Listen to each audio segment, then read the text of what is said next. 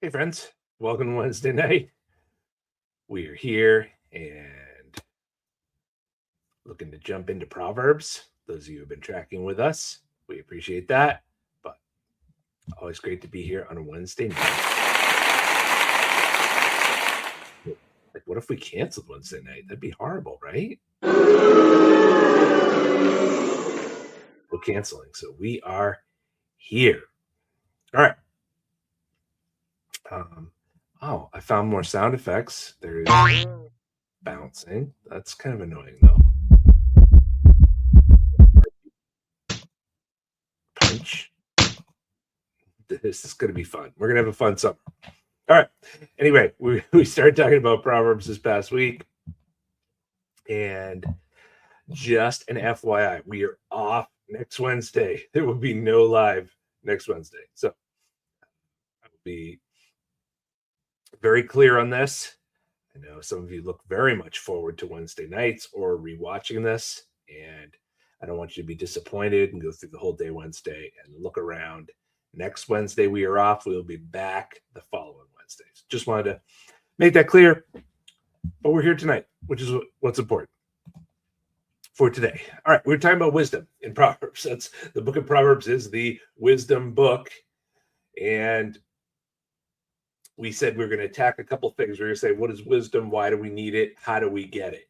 And so last week we covered what is wisdom and who is a wise person. And we finished out by saying a wise person is a person who draws near to how the world works and says, God, I want to understand how you wove humanity to work. How is marriage supposed to work? How am I supposed to use my money? How do I communicate with people? And as we move toward God and learn the distinctions and mechanics of how he designed the world, we could do what maybe seemed impossible to people before. That's wisdom. So it begs the question, all right, why do I need that? Why do I need wisdom? Well, first of all, you don't have it. In Proverbs 1, verse 4 says, Proverbs was written to give prudence to the simple, knowledge and discretion to the youth. Youth were people under 30. And you see in Proverbs that it's a synonym with simple. That word means gullible. It means you don't know stuff. That you're like, oh, that hurts my feelings. It's true. You and I were not born wise. We weren't. Wisdom is not a part of us when we're young. Jerome Kagan was a professor at Harvard who studied temperaments in children and found that there are basically 3 temperaments in young children. And they're neurochemical. They're inborn. And he says of all children born in the world, you get 3 basic temperaments. You get the anxious child, the aggressive child, and the philosophical child. For the anxious child, their natural inclination is to run away from threats. The aggressive child runs toward threats, like, let me get it before it gets me. And the philosophical child says, that's not really a threat. And they just don't worry about things. So when the question was asked, which temperament is best? The answer is none of them, because it depends. Because the anxious child, they found, who grows up to be the anxious person, thrives in highly dangerous situations. Why? Because you place an anxious person in a highly dangerous situation and they have the right response. Run. Like all their spidey senses are out and they do the right thing in the face of death. Get out of there. In a moderately dangerous setting, the aggressive person tends to do best. Sometimes it's better to just grab the bull by the horns, right? You put that aggressive child in a highly dangerous situation, they'll have more fun, but they won't live very long, right? You take the philosophical child and they're good in safe situations because they don't think anything's a threat. We're fine. It's all good, man. But you put that philosophical child or that aggressive child in a very dangerous situation, they will mess it up. You put the anxious child in a safe environment and they'll manage to get themselves in trouble. So the question was asked, which natural bent in the heart of a child is wise? And the answer is none of them, because wisdom is seeing how the environment works and then learning how to work within it, making the right choice.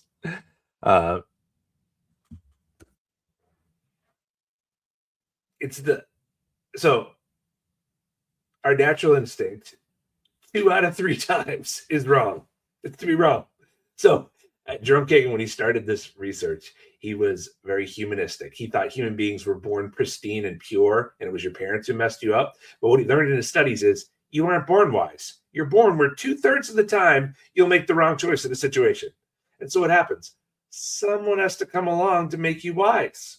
We don't naturally know the mechanics of relationships. And if nobody ever taught us, we can hurt ourselves and others over and over again. Some of you have no idea what to do with money. And if you don't figure it out, it will wreck your life.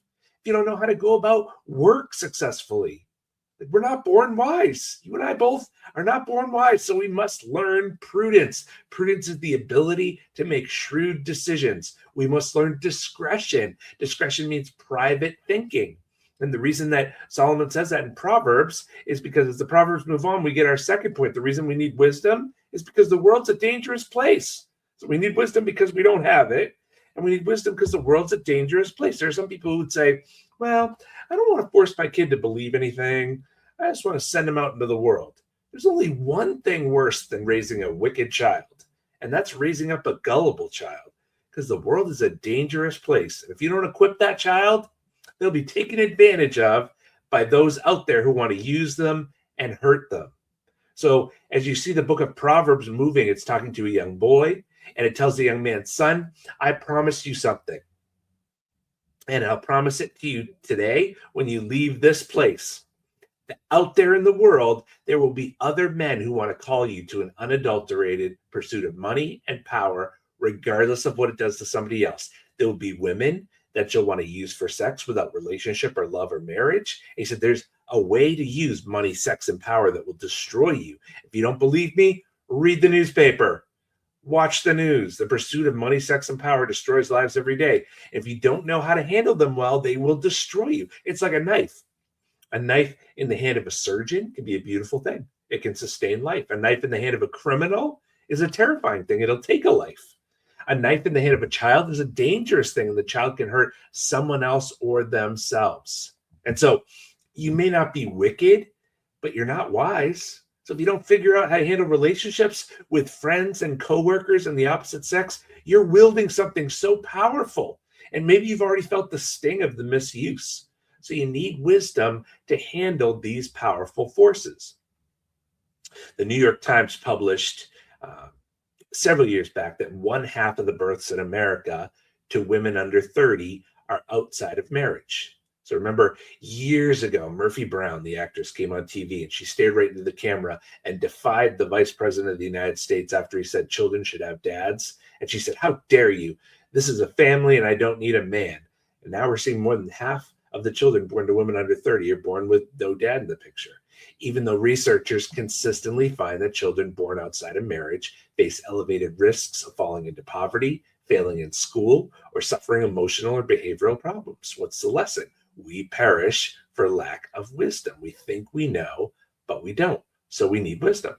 So we've talked about what wisdom is, and we talked about why we need it. Well, how do we get it? Well, that's why we're talking through Proverbs over the next several weeks. I'll give you 3 things. How do we get it? Number 1, humility. You want to be wise? Proverbs says you must receive instruction or obtain guidance. That word guidance is literally the word rope in Hebrew. You need to learn the ropes. That's where that saying came from. But to be instructed assumes you need an instructor. To learn the ropes assumes you need somebody to teach them to you. So Proverbs 15 says humility comes before honor. You want to be honored? You want to live a wise and beautiful life? You've got to submit yourself to others. It's Karate Kid, just like Daniel's son. You've got to recognize, I don't know how to flourish in this environment, and I've got to put myself under somebody else, and I have to admit that I don't know. And some of us have a really hard time doing that. So let me say this. If people try to help you, they try to give you counsel, and your answer is, I know. If that's your answer, the book of Proverbs calls you a fool, because fools spurn wisdom. I don't need you to teach me. That's pride. Wisdom is not about your IQ. It's not about your education. Wisdom is about humility. I'll put myself under someone else and learn from them how to navigate life well. Verse 5 of chapter 1 says, let the wise hear and increase in learning, and the one who understands obtain guidance. You don't have to learn everything the hard way. Wise people continue to put themselves under other people to learn.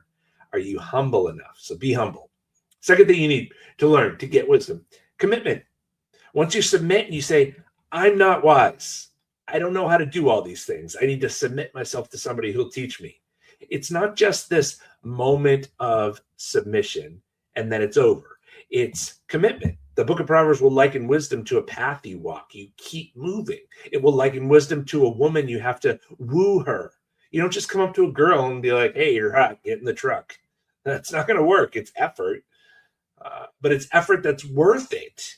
At the end of the day, it's still a gift. And so you have to have commitment. You have to work at it. And wisdom's a package deal. You can't look into the book of Proverbs and say, I just want a little advice on money or a little advice on work or relationships. You can't do it that way because wisdom comes as a package. If you're great with money but bad with relationships, you'll ruin your life. If you're great with relationships but bad with money, you'll ruin your life. If you're lazy but careful with your words, you'll ruin your life. If you're hardworking and industrious but careless with your words, you'll ruin your life. You can't just pick and choose wisdom. The book of Proverbs will say, like a thorn bush in the hand of a drunkard is a proverb in the mouth of a fool. If you're a fool, you say, I'll just take this proverb, and you'll wing it around and hurt yourself and other people. You have to submit to all of it, even though it's hard.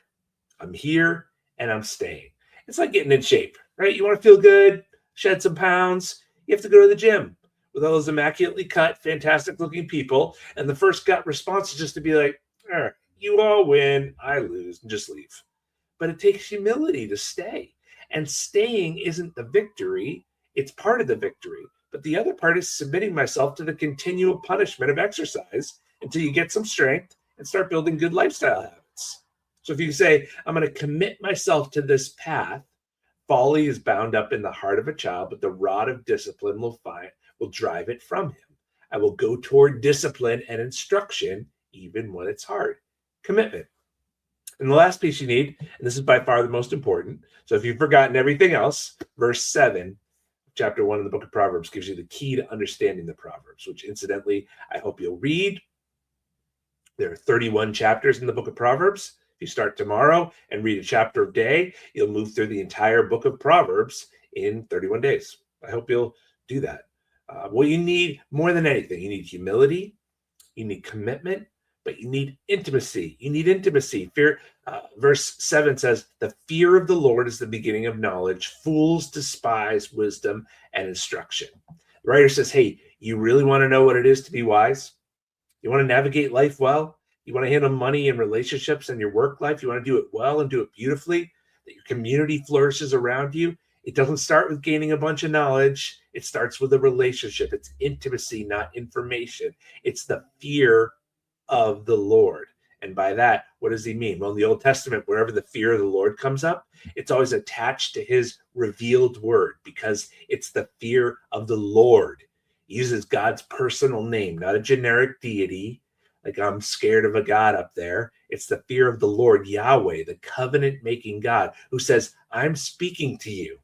I made you and I want relationship with you. I've revealed my word to you. And to fear the Lord is to submit to that and to say, God, I want to listen to your voice. I want to hear what you have to say to me. I will put myself under it, not over it. And that's the fear of the Lord, where we say, I come to listen to your voice. If you really want to know how to navigate this world well, you sit with the maker of the world and you learn what it is to navigate this place that he built. You listen to the maker. And ultimately you say, well, Russ, how do I do that? Well, there are people, and maybe you're one of them, who have disliked the book of Proverbs because they say, oh, the promises are too great, or it's too simplistic, or it says do A, B, and C, and you'll get X, Y, and Z. Just do this and you'll be blessed. But sometimes life is hard. You might say, Russ, I'm doing the right thing and I'm suffering. I'm doing what God tells me to do to be a good person, but I'm not seeing the payout. So you're telling me to commit to this path? What's in it for me? Legit question. So we're going to sneak to the ending of Proverbs. In Proverbs 30, a man by the name of Agur is speaking, and he had just confessed that he had worked so hard to gain knowledge, to study the creation, to learn how it works. And this is where he arrived. He said, surely I'm too stupid to be a man, and I do not have the understanding of a man. Neither have I learned wisdom, nor do I have the knowledge of the Holy One. Then he said, who has ascended up into heaven and come down? Who has gathered the wind in his fists? Who has wrapped the waters in his garment? Who has established all the ends of the earth? What's his name or his son's name? Surely you know. What he said was, I've committed myself to studying the world and how the world works. And what I found is sometimes the righteous are oppressed. Sometimes the good guys lose. I've studied the world and I see suffering and I see confusion. I don't get it. The information isn't enough. I don't have a sufficient viewpoint. And he says in frustration, who's gone up into the heavens to see it all and then come down and instructed it to me? What's his name? What's his son's name? I need to talk to that guy. Well, what's interesting is if you read the New Testament and you have one of those little concordance references on the side of your Bible, John chapter 3 references this passage. In John 3, Nicodemus, who was a teacher of the law, studied the words of God, memorized them, came to Jesus, and he came to Jesus because he had studied and studied and studied how to be a good person, and he couldn't do it. But he saw this man, Jesus, whose life was so beautiful and so fluid, and it moved to the rhythm of the universe. So he came to Jesus at night. He didn't even have an organized question. He said, you've got to be a teacher from God. And he meant that as a compliment and a question. And what's funny is he's telling Jesus, you've got to be a teacher from God. And in that moment, Jesus doesn't go, well, thank you. You know, I've studied hard and I just really wanted to articulate it well. So I'm blessed by you saying that. Thanks, Nicodemus. He doesn't say that. He says, Nicodemus, you have no idea. And he looks at him and says, you must be born again. You must become something totally new, and you can't do it. And Nicodemus says, how do I do that? And Jesus starts talking about himself and says in John 3:13, no one has ascended into heaven except he who descended from heaven, the Son of Man. That was his favorite name for himself. He says, Nicodemus, you don't know who you're talking to, do you? Gor longed for me. The man who wanted to figure out how to live life well said, someone's got to come speak to me who's from God and understands this place. And Nicodemus, who would have had that passage along with the whole Old Testament memorized, didn't miss it. That Jesus said, the one who's ascended and descended, that's me. Jesus was saying, you want to know how I speak like I do? You want to know why? Because I'm the Son of God. And then he says, like Moses lifted up the serpent in the wilderness. When the people of God in the Old Testament were dying, he lifted up a symbol by which they could look on it in faith and be saved. And Jesus said, that's why I'm here. The Son of Man has to be lifted up, that whoever believes in me has eternal life. See, if the history of humanity ended at the cross, you could throw the book of Proverbs away and say the good guy lost. But Jesus came and said, the world is broken, the world is a mess, but I'm coming as one who knows all things. And I'm giving my life as a perfect sacrifice for your sin. I'll take on your suffering. I'll take on your pain. I take on all the hurt. I take on all the consequences. I take on all of it. I'm not just the God who is aware of your suffering. I'm the God who absorbs it and who buries it. And he says, and I will rise, and whoever believes in me has life. And so Jesus says, yeah, this world is broken and failing. There's so much distortion and so much that will hurt you. But if you follow me, if you listen to me, if you draw near to me, I'm the voice from heaven who has come to speak to you. He has become to us wisdom, Colossians will say. And in Matthew 12 said, someone greater than Solomon is here. Wisdom is standing in your midst. And if you know him, you will succeed. That's our start to the book of Proverbs. I hope you're encouraged. I hope you have a great rest of your week. We finished Daniel chapter 6. Those of you who are connected to Brookridge, finishing out Daniel chapter 6 this Sunday. So we're excited about that. We're praying for you. We appreciate our friends and family, our network churches and pastors, and glad that God has called us to do this together. We'll talk to you soon.